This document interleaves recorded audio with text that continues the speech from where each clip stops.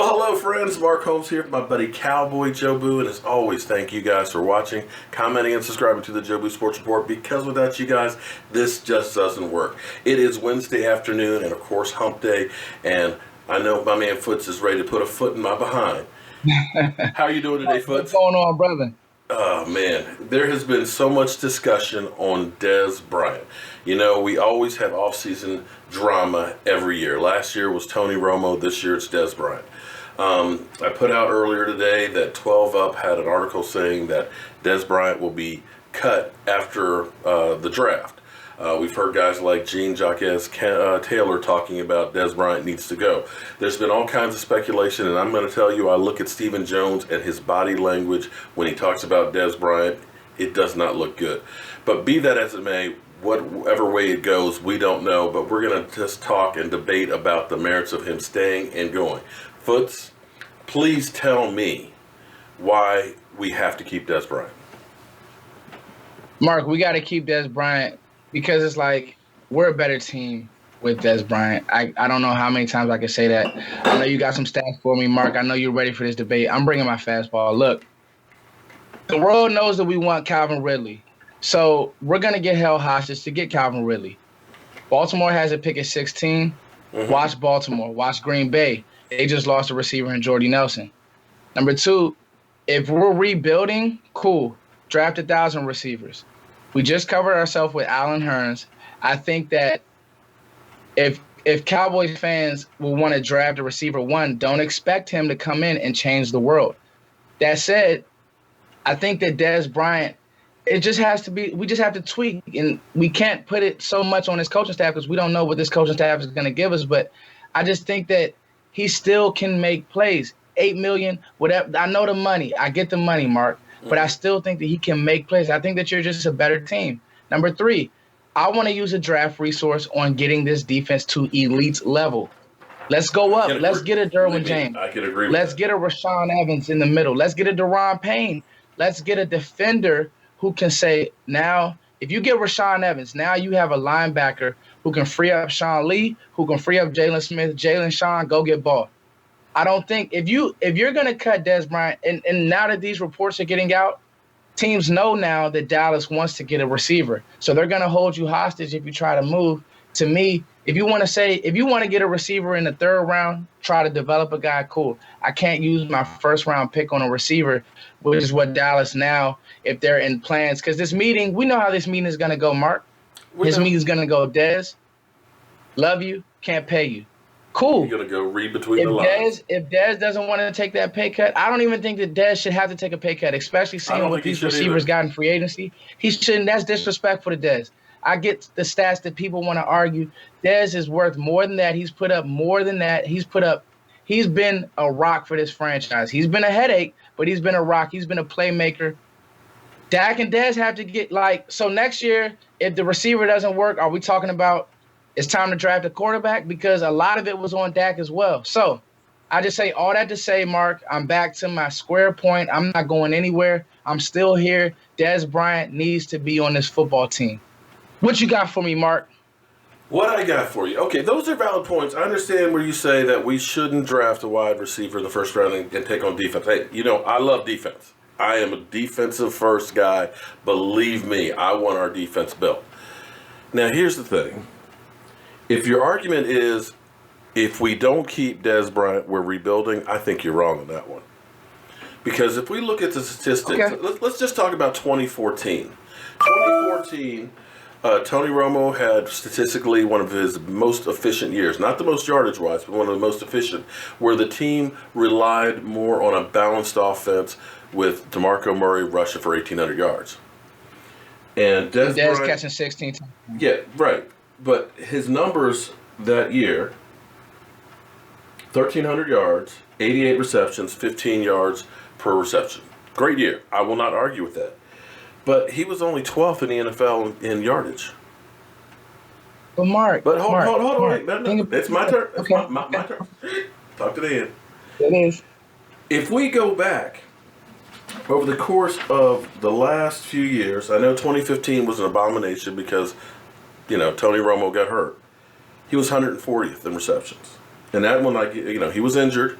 which is part of the problem. Come on, man. Matt Okay. Casserole, All right. really? Okay. Let's go to 2016 then, when the Dallas Cowboys were 13-3 and were a catch of his, no catch of having a chance to go to the Super Bowl.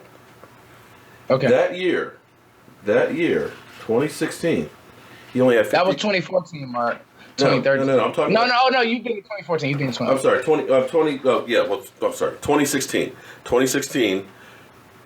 You talked With Dak, I'm sorry. I'm getting, I'm old, man. I've been hitting the head a lot of times. But in 2016, he was 84th in the NFL, only had 50 receptions, but we were 13-3. So are you saying in 2016 he was a true number one threat? Because I look at that and say the offense actually was better in 2013 when it wasn't, we've got to hurry up and get the ball to Dez so we can keep Dez's head in there. When Dak Prescott was looking for whoever's open and stopping in his head saying, I've got to force the ball to Dez Bryant. Because, see, Dez Bryant this past year, 28th in receptions, 69 receptions, and you can't say they didn't try and go to it. I know some of that was definitely Dak Prescott had some bad passes. The offense was stagnant and things like that. But 28th, and you're getting paid $16.5 million cap hit for us, I dare say that when you look at the two Super Bowl teams, neither of them had an elite number one receiver. Their tight ends led their teams in reception in Zach Ertz and Gronk. So is it truly necessary that we have to have a number one guy that's truly a number one when we are a run-first offense? I don't think we do. Okay, Mark. Now, here's my question to that. Are we going to push old man Witt out the door? We see how that's worked. He won't even let these young guys get reps. That's another debate. That is another debate because, that's another debate. Oh, that's definitely another debate because you see how the evolution of tight ends has become. Gronkowski is getting better numbers than any of their wide receivers. Zach Ertz for the Eagles, same thing. They're number one threat. Witten still makes a lot of catches and things like that, but you need a guy that if Rico Gathers were to be able to step up, that would be great because he's got the build that you want, a guy who's athletic, that's tall, that can jump and everything else. But he's got to show that he can stay healthy. That's a whole nother discussion. But the question is, if we spend that $16.5 million cap hit, which is 9% of our cap, is that at the detriment to the rest of the team? Knowing that we've got the freight train of Zeke Elliott's contract, Dak Prescott's contract, Zach Martin, and DeMarcus Lawrence. Hey, the money. I listen.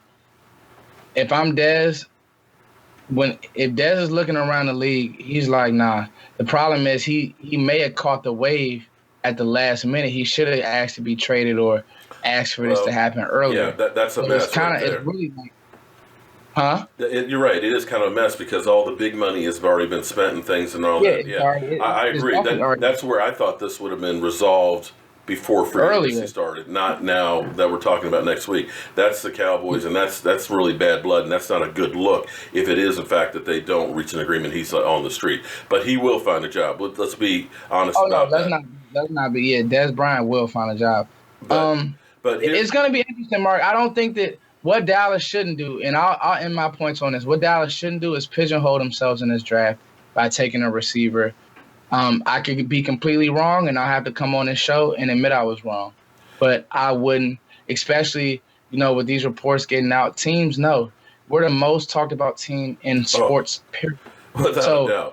Teams are doing their homework. Oh, Dallas wants a receiver. Why do they want Calvin Ridley? Maybe we'll draft him. It happened to us with Ryan Shazier. So I'm just saying, and then you get a guy who's a lesser guy, then you're in more of a jam. So, but here's the thing, though. I think that this is smoke and mirrors. I don't think we're going to draft Calvin. The more I think about it, the more I look. It could be. The more I look at the statistics and see all of these wide receiving teams that have wide receivers that are catching 100 catches and more and all that, and they're not doing anything.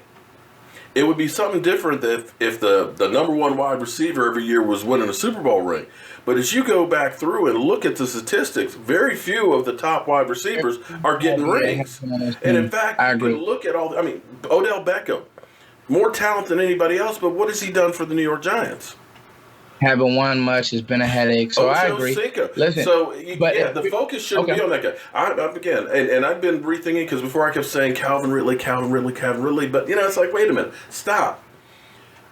I almost would rather have a great offensive lineman and know that we can ground and pound. I would almost rather have a big, unstoppable force on the defense because with the offense, with or without Dez, you're not going to take that big a step back. But if you get an elite player on defense, that defense can take a big step forward, and you're going to get more bang for the buck than doing those two. And if you end up having that extra $12.5 million, that starts to get these guys locked up with their contracts. It starts to clean off the books so that when we do have to do Dak Prescott's and Zeke Elliott's contracts and some of these other guys, we've got some money to do it. And it's not a matter of, I love Dez. I love throwing up the X. I've got Dez Bryant jerseys and everything else. I love it. But you can't be in love with the player. You have to be in love with the team.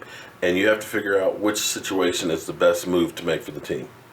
And I know you're sad, man. You look depressed, man. You really do, man. Hey, let's see. That's my boy. I think that Dez, even when Michael Irvin was a great player, and this was before I was like super, super locked in, my dad would always tell me he was never really known as a better receiver than Jerry Rice, but he always got Dallas over the hump because of the little things that he did. I think Dez brings that intensity to practice.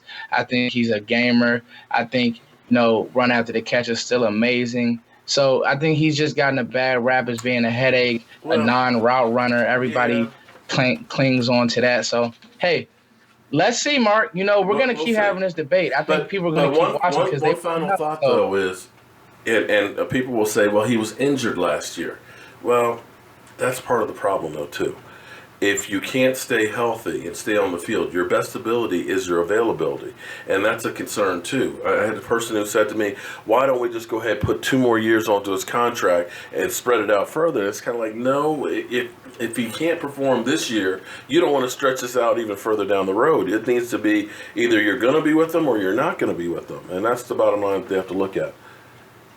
Okay, man. Let's see, Marky Mark. Let's see. You got me going crazy over here. But as always, man, Foots, tell everybody how to find you. Besides on my homepage, if you go to my homepage, all the guys that work for me are all on there. But tell everybody about your channel. Hey, man, Cowboys Nation TV. Pleasure, Mark, always having me on. We're a family at this point. Head down to the draft with you. We're going to be going crazy, talking football till 12 at night. So man, we can't wait for the draft. So, guys, let us know what you think about the Dez Bryant situation. It's a painful one any which way you look at it because Dez Bryant feels like a family member. So we'll see what happens. It's not in our hands. It's in the Cowboys. I'm Mark Holmes. This is my man. It's the king here. That's right. And we'll see you guys friends, soon. CowboyJobu here with an unsolicited opinion on the Jobu wings. You were saying about the wings? The wings are the best I've ever had. Hands down. Awesome. Okay, well, we've been passing out our recipe. If you actually look on our YouTube channel, we have all the recipes for all this stuff on here. With the women, with the ladies. You know that. Okay, slide in a little bit here. Okay, all right, so on 3. Okay, get in there, man. Okay, we're gonna do How About Them Cowboys. Okay, all right, everybody, on 3, How About Them Cowboys. 1, 2, 3. How about them Cowboys?